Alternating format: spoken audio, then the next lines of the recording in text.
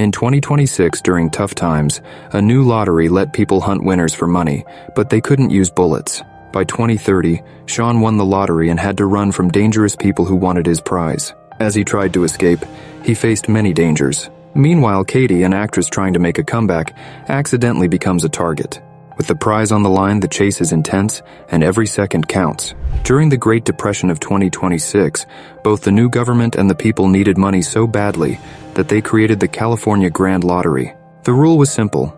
If someone killed the winner before sundown, they could legally take the prize, but they couldn't use bullets. By 2030, Sean had just won the lottery and was running from a big crowd that wanted to kill him. He fought them off and escaped by jumping over a fence. He then broke into a house through the window, found a grandmother, and quickly smashed her phone. A drone outside was watching everything. Sean took a moment to catch his breath, but the lady inside took out a Grand Lottery bolt gun to kill him.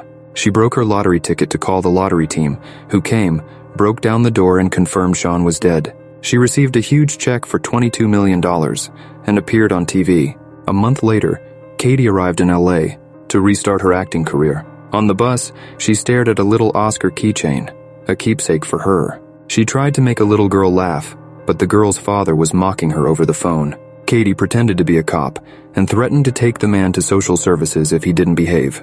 The man started being nicer to his daughter, while an old lady came over to thank Katie. However, Katie realized she had stolen the lady's watch. Katie saw an ad for Lewis's protection agency and wished for bodyguards like that. On the bus, she noticed everyone on the street seemed tense or violent. The media was buzzing about the next lottery drawing in 18 hours, with ticket sales breaking records and a jackpot of $3.6 billion. At home, Noel prepared his weapons while singing the Ninja Turtles song. When Katie arrived at her rented room, she found it was in terrible condition, and her new roommate Shadi was very annoying. Shadi's boyfriend, DJ, slapped Katie as a prank when he gave her the house keys. The next day, Noel's ad appeared on TV offering bodyguard services to lottery winners. Katie was horrified to find that the upstairs bathroom had leaked and ruined her clothes. She called Shadi for help, but Shadi could only offer to rent her clothes. Katie had to spend her savings on a bad outfit and take a cab because she was late. The driver made inappropriate comments and talked about celebrity gossip, mentioning rapper Machine Gun Kelly's bunker. When Katie arrived, an employee charged her $400 to participate. During her audition, she explained she had been in many TV ads as a kid, but had to pause her career to care for her sick mother. After her mother's death, Katie wanted to try acting again. While reaching for her monologue notes, she accidentally activated Shadi's lottery ticket with her thumbprint, which registered her as a player. She quickly hid the ticket and tried to perform, but was immediately disliked and kicked out. In the hallway, the other actresses tried to be supportive at first. Suddenly, all their lottery tickets activated, showing that Katie had won, along with her face. The actresses quickly changed their behavior and attacked Katie with anything they could find, and some even had knives ready. The workers joined in the fight too. Katie defended herself, using what she learned in her stage fighting classes, dodging a flying shoe and running to the stairs, not understanding what was happening. On the next floor, Katie managed to hide in a room while the actresses ran off. Just as a man grabbed Katie by the neck, Noel burst through the ceiling and saved her by throwing the man into the wall. Noel then told Katie she had 5 free saves, but after that, his protection would cost 10% of her prize. As he fought off more attackers, Noel reached the limit of free saves, and Katie had to sign his contract. Noel then started fighting more seriously, even using Katie as a weapon to knock people away. He tied her to his back to keep her safe and used a belt as a whip to fight from a distance. After the enemies were down, Katie freed herself and grabbed Noel's paralysis dart gun, but Noel quickly took it back. Noel made sure to position the unconscious bodies so they wouldn't choke, and explained that the lottery drone outside posted the winner's location every 14 minutes, so they had to hurry. As they ran out, Noel mentioned that the rules didn't allow other players to kill each other. At a food truck, someone threw a knife at Katie, but Noel helped her dodge it before they got into his car to escape. As they drove through town, people nearby received an alert of her location and prepared to join the chase. An ice cream truck abandoned the kids, and even the lady from the bus had a Grand Lottery bolt gun. Noel explained how the lottery worked and was surprised Katie didn't know. Katie explained that she and her mom only watched movies and baking shows, never the news because it was too depressing. Soon, they were chased by people on bikes and ATVs, so Noel gave both of them helmets and sped up. A Molotov cocktail was thrown onto the car, setting the roof on fire. but Noel kept driving and entered an old warehouse. Noel turned the car around and a biker crashed into it. He had to keep driving through the warehouse to avoid other bikers who started a new fire. Katie wanted to quit the game, but the only way to do that was to leave the city. Noel shot a guy with his dart to take him down and then drove in circles while enemies threw objects at them. This created a lot of dust, allowing them to push the car out quietly. The bikers didn't notice until a Molotov cocktail fell on the ground. Katie kept insisting she wanted to quit, so Noel agreed to take her to the nearest quit line. Just then, the bikers found them again and the chase started over. An enemy jumped into the car through the back window. Katie grabbed her knife while Noel took out his darts, but the woman bit Noel's arm. Noel used the car's mirror to hit her and told Katie to drive, despite her saying she couldn't. Noel then moved to the back seat, putting an extra helmet on his opponent before kicking her out of the car. The bikers threw another Molotov cocktail, and Noel forced Katie to drive through a wall to escape. They stopped a car, causing a biker to crash while trying to avoid it. Katie knocked out another biker with her helmet. They tried to leave, but the car barely moved before breaking down from the damage. Katie tried to run away, but Noel stopped her. He said he wouldn't get paid if she quit, but still wanted to help because people should treat others as they want to be treated. Suddenly, Katie threw sand in Noel's face and managed to punch him. Noel had to fix his nose before a police car appeared. Katie went to the cops for help, but they wanted to kill her too. Noel grabbed their taser and fought them off while Katie ran away. On the street, Katie hid her face behind a map as the crowd noticed the drone nearby and started searching for her. She went into the wax museum and was surprised to find the guard was anti-lottery, so he let her hide among the statues. Katie called Shadi to borrow her car, but Shadi kept asking where she was, making Katie realize Shadi was also playing. Just then, a statue welcomed Katie to the museum, revealing her location. Shadi and DJ tried to enter the museum. Katie heard them and hid behind a statue. When she tried to sneak out, she was seen. DJ pushed her onto a desk, and Katie threw a bottle at Shadi's head and sand at DJ's face to get him off. The couple teamed up to fight Katie, who defended herself with a statue's staff. When there was a chance, she tried to run, but Shadi kicked her back, making her lose the staff. In the next room, Shadi and DJ beat Katie with the staff halves. Katie fought back by throwing statues, mistaking them for Cher when they were actually the Kardashians.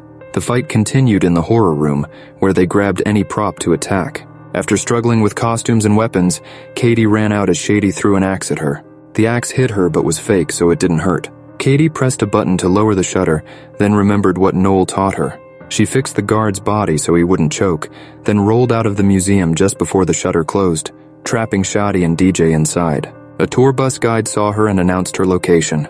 Before the attackers could reach her, Noel arrived in a police car and took her away. Katie still didn't trust Noel because helping her quit meant he wouldn't get paid, so she feared he would kill her privately. As the tour bus hit the back of their car, Noel wished they had a bunker, and Katie remembered the taxi driver. Soon they arrived at Machine Gun Kelly's house, where he thought Katie wanted something illegal when she asked for help. At that moment, the bus arrived. Katie grabbed Noel's dart gun and forced him to open his panic room. They hurried inside and put Kelly to sleep with a dart before trying to close the door. A crowd gathered in the living room, and an arm tried to keep the door open. Noel got ready to shoot it. Thinking Noel wanted to shoot her, Katie took the gun and shot a dart at the arm, making it pull back so they could finally close the door. Inside, the room was fully equipped, and they could see the crowd on the security cameras. Katie kept the gun aimed at Noel while he sat next to her and shared personal stories to show he was a good guy. When a keychain fell from Katie's pocket, Noel said it looked cool, and Katie opened up. She became an actress for her mom, who loved movies and celebrities.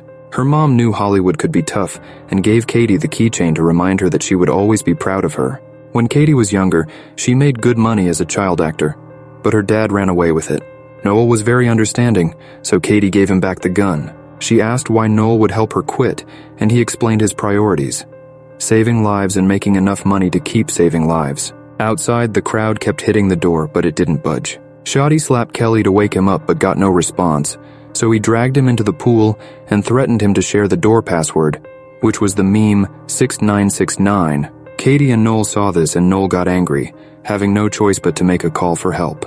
He ordered a phone strike and quickly put Katie's phone in a safe. Then they held the door as Shadi used the password. The crowd froze when their phones started ringing with an Amber Alert, but it was a trap, and the phones exploded, causing burns. As people dealt with their injuries, Katie and Noel escaped. Noel stopped to help someone with their burns. Outside, guards waited with damage-proof cars and rubber bullet guns.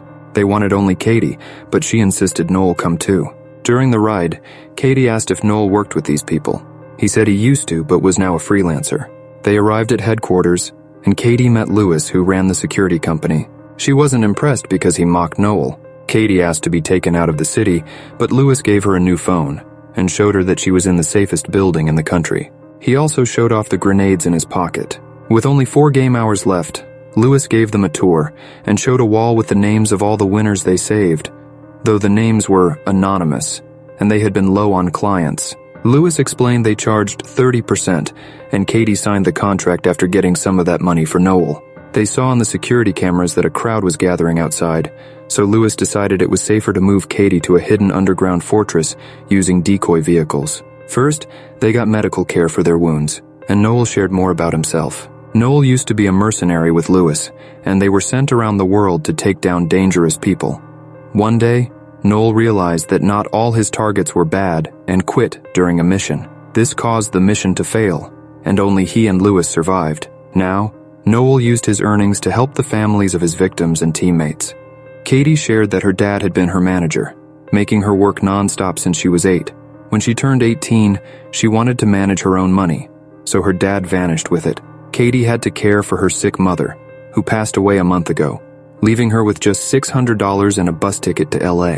An employee brought a prosthetics machine, and Katie used it to put on a mask that made her look like an old man. Noel was worried because moving Katie out didn't make sense, and this facility was too costly to maintain with only 30% of the old prizes, especially without recent clients. After Katie finished her disguise, Noel realized that Lewis was pretending to protect the winners while planning to kill them in secret. Lewis took them to a car, but Katie insisted Noel come along, which Lewis refused. In desperation, Katie kicked Lewis, and Noel used the distraction to open the garage door. He shot all the guards with his darts as the crowd rushed in, but ignored Katie. Noel dragged her out and gave her a keycard he had stolen, telling her to run while he bought time. More guards appeared and held Noel down while Lewis kicked him for information. Suddenly, the AI-driven decoy cars took off with Katie hiding in one of them. Lewis sent his people to follow them. In downtown, Katie removed her mask and took control of the car, alerting Lewis's system. Social media buzzed because the drone had lost track of Katie, so she was safe from pursuers for now. This made her popular, with people seeing her as a hero. Katie was about to leave town, but got a call from Noel, who told her to turn around or he would be killed. Noel was being stabbed but still urged Katie to save herself. Reluctantly, Katie turned the car around and agreed to meet. Lewis took Noel to an old theater and revealed that during their mercenary days, he knew they were killing civilians but didn't care because it was easy money. Lewis admitted he didn't like to share, and that's why he killed their team, making it look like Noel's fault. With only 15 minutes left, Katie grabbed a bolt gun from the glove compartment and rushed into the theater, where she found Lewis and Noel on stage. She threatened to destroy herself to prevent anyone from getting the money. Lewis didn't believe her, so Katie showed him she was recording the event for social media to ensure he couldn't cover up the crime.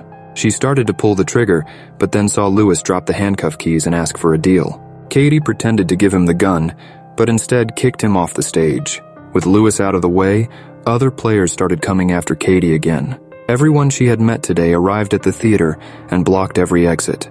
Katie used whatever she could find to slow them down. Lewis grabbed her leg, making her fall and trying to kill her. A cop tried to help, but was kicked away by Lewis. As a crowd burst in, Noel fought them while still handcuffed to a chair and sang the Ninja Turtles song.